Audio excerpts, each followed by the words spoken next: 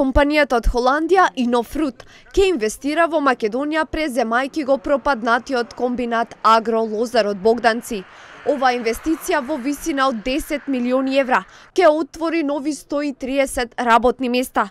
Заменик министерот за земјоделство Ванчо Костадиновски и представникот од холандската компанија Стефани Тиморс ги соопштија деталите за оваа инвестиција. Повеќе од 8 месеци бевме во разговори, во анализи, пружевме техничка помош, асистенција во сите фази од истражување и на состојбите во македонското земјоделие, а и нормално податоци кои што им беа потребни на компанијата од повеќе земји во регионот ја одлучија да изберат Република Македонија.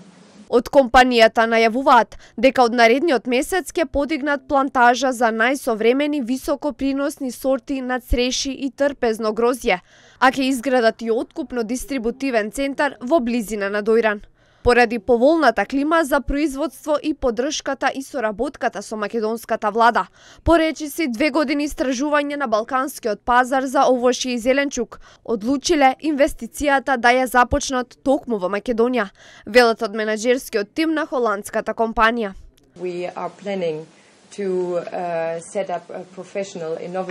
Сакаме да воспоставиме иновативно производство. Во првата фаза ќе обработуваме 55 хектари, а во меѓувреме ќе ги испитуваме водата и почвата, какви култури може да се одгледуваат во останатите парцели. Планираме и 130 вработувања, од кои дел привремени, дел на неопределен рок.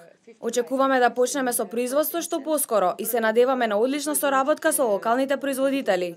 Холандската компанија Inofruit е дел од групацијата Olympic Food Group со седиште во Ротердам и поседува една од најсовремените логистички центри за испорака на овошје и зеленчук. Таа се занимава со иновации во земјоделскиот сектор, воведување на нови технологии за современо земјоделско производство и најнови сорти на овошни насади, како и изградба на откупно дистрибутивни центри. Најзастапена е на пазарите во Европската унија, Средниот Исток, САД и Јужна Америка.